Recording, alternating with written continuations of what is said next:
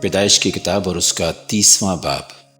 اور جب راخیل نے دیکھا کہ یعقوب سے اس کے اولاد نہیں ہوتی تو راخیل کو اپنی بہن پر رشک آیا، سو وہ یعقوب سے کہنے لگی کہ مجھے بھی اولاد دے، نہیں تو میں مر جاؤں گی۔ تب یعقوب کا قہر راخیل پر بھڑکا اور اس سے کہا، کیا میں خدا کی جگہ ہوں جس نے تجھ کو اولاد سے محروم رکھا ہے؟ اس نے کہا، دیکھ میری لونڈی بلہا حاضر ہے، اس کے پاس جا تاکہ میرے لیے اس سے اولاد ہو اور وہ اولاد میری ٹھہرے۔ اور اس نے اپنی لونڈی بلہا کو اسے دیا کہ اس کی بیوی بنے، اور یعقوب اس کے پاس گیا اور بلہا حاملہ ہوئی اور یعقوب سے اس کے بیٹا ہوا۔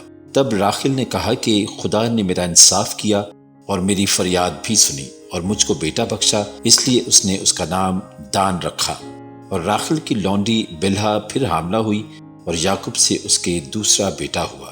تب راخیل نے کہا، میں اپنی بہن کے ساتھ نہایت زور مار مار کر کشتی لڑی اور میں نے فتح پائی، سو اس نے اس کا نام نفتالی رکھا۔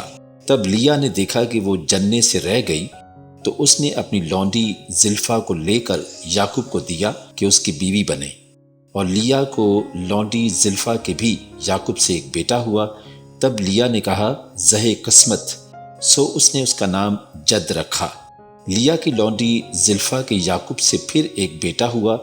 تب لیا نے کہا، میں خوش قسمت ہوں، عورتیں مجھے خوش قسمت کہیں گی، اور اس نے اس کا نام عاشر رکھا۔ اور روبن گیہوں کاٹنے کے موسم میں گھر سے نکلا اور اسے کھیت میں مردم گیا مل گئے، اور وہ اپنی ماں لیا کے پاس لے آیا۔ تب راخیل نے لیا سے کہا کہ اپنے بیٹے کے مردم گیا میں سے مجھے بھی کچھ دے دے۔ اس نے کہا، کیا یہ چھوٹی بات ہے کہ تو نے میرے شوہر کو لے لیا اور اب کیا میرے بیٹے کے مردم گیا بھی لینا چاہتی ہے؟ راخیل نے کہا، بس تو آج رات وہ تیرے بیٹے کے مردم گیا کی خاطر تیرے ساتھ سوئے گا۔ جب یعقوب شام کو کھیت سے آ رہا تھا تو لیا آگے سے اس سے ملنے کو گئی اور کہنے لگی کہ تجھے میرے پاس آنا ہوگا، کیونکہ میں نے اپنے بیٹے کے مردم گیا کے بدلے تجھے اجرت پر لیا ہے۔ سو وہ اس رات اسی کے ساتھ سویا۔ اور خدا نے لیا کی سنی اور وہ حاملہ ہوئی اور یعقوب سے اس کے 5واں بیٹا ہوا۔ تب لیا نے کہا کہ خدا نے میری اجرت مجھے دی، کیونکہ میں نے اپنے شوہر کو اپنی لونڈی دی، اور اس نے اس کا نام اشکار رکھا۔ اور لیا پھر حاملہ ہوئی اور یعقوب سے اس کے 6واں بیٹا ہوا۔ تب لیا نے کہا کہ خدا نے اچھا مہر مجھے بخشا، اب میرا شوہر میرے ساتھ رہے گا، کیونکہ میرے اس سے 6 بیٹے ہو چکے ہیں۔ سو اس نے اس کا نام زبولون رکھا۔ اس کے بعد اس کی ایک بیٹی ہوئی اور اس نے اس کا نام دینا رکھا۔ اور خدا نے راخیل کو یاد کیا اور خدا نے اس کی سن کر اس کے رحم کو کھولا، اور وہ حاملہ ہوئی اور اس کے بیٹا ہوا۔ تب اس نے کہا کہ خدا نے مجھ سے رسوائی دور کی، اور اس نے اس کا نام یوسف یہ کہہ کر رکھا کہ خداوند مجھ کو ایک اور بیٹا بخشے۔ اور جب راخیل سے یوسف پیدا ہوا تو یعقوب نے لابن سے کہا، مجھے رخصت کر کہ میں اپنے گھر اور اپنے وطن کو جاؤں۔ میری بیویاں اور میرے بال بچے جن کی خاطر میں نے تیری خدمت کی ہے میرے حوالہ کر اور مجھے جانے دے، کیونکہ تو آپ جانتا ہے کہ میں نے تیری کیسی خدمت کی ہے۔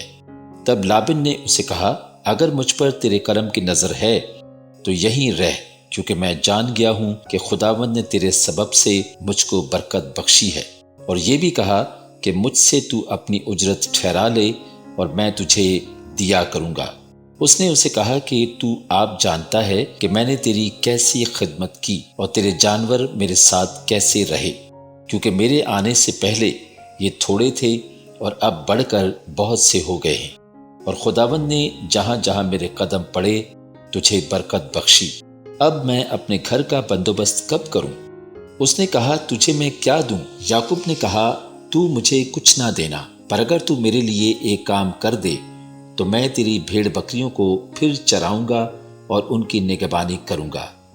میں آج تیری سب بھیڑ بکریوں میں چکر لگاؤں گا، اور جتنی بھیڑیں چتلی اور ابلک اور کالی ہوں، اور جتنی بھیڑیں ابلک اور چتلی ہوں، ان سب کو الگ ایک طرف کر دوں گا۔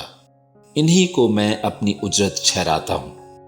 اور آئندہ جب کبھی میری اجرت کا حساب تیرے سامنے ہو تو میری صداقت آپ میری طرف سے اس طرح بول اٹھے گی کہ جو بکریاں چتلی اور ابلک نہیں اور جو بھیڑیں کالی نہیں اگر وہ میرے پاس ہوں تو چرائی ہوئی سمجھی جائیں گی۔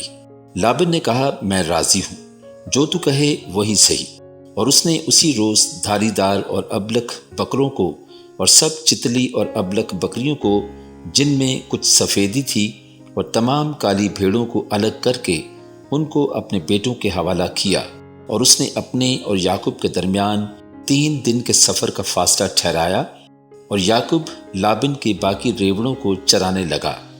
اور یعقوب نے سفیدہ اور بادام اور چنار کی ہری ہری چھڑیاں لیں اور ان کو چھیل چھیل کر اس طرح گنڈے دار بنا لیا کہ ان چھڑیوں کی سفیدی دکھائی دینے لگی، اور اس نے وہ گنڈے دار چھڑیاں بھیڑ بکریوں کے سامنے حوضوں اور نالیوں میں جہاں وہ پانی پینے آتی تھیں کھڑی کر دیں، اور جب وہ پانی پینے آئیں سو گابن ہو گئیں، اور ان چھڑیوں کے آگے گابن ہونے کی وجہ سے انہوں نے دھاری دار چتلے اور ابلک بچے دیے۔ اور یعقوب نے بھیڑ بکریوں کے ان بچوں کو الگ کیا اور لابن کی بھیڑ بکریوں کے منہ دھاری دار اور کالے بچوں کی طرف پھیر دیے، اور اس نے اپنے ریوڑوں کو جدا کیا اور لابن کی بھیڑ بکریوں میں ملنے نہ دیا۔ اور جب مضبوط بھیڑ بکریاں گابن ہوتی تھیں تو یعقوب چھڑیوں کو نالیوں میں ان کی آنکھوں کے سامنے رکھ دیتا تھا تاکہ وہ ان چھڑیوں کے آگے گابن ہوں، پر جب بھیڑ بکریاں دبلی ہوتی تو وہ ان کو وہاں نہیں رکھتا تھا، سو دبلی تو رابن کی رہیں اور مضبوط یعقوب کی ہو گئیں۔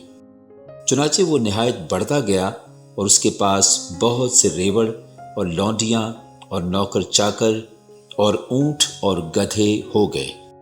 پاک کلام کے پڑھے اور سنے جانے پر خداوند کی خاص برکت ہو۔